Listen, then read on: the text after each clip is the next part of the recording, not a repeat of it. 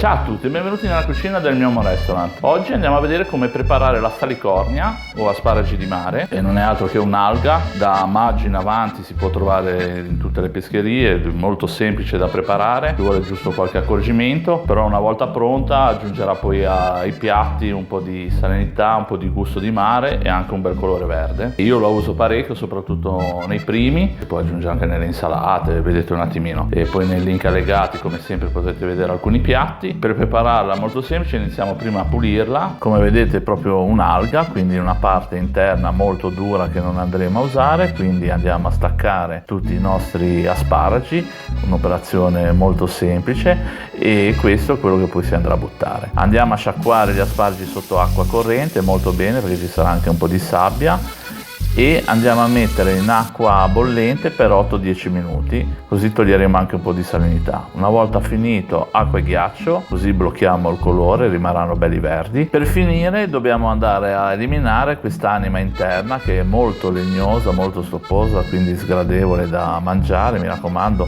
ci vuole un po' di pazienza, ma se avete cotto bene la salicornia è un'operazione molto semplice da fare.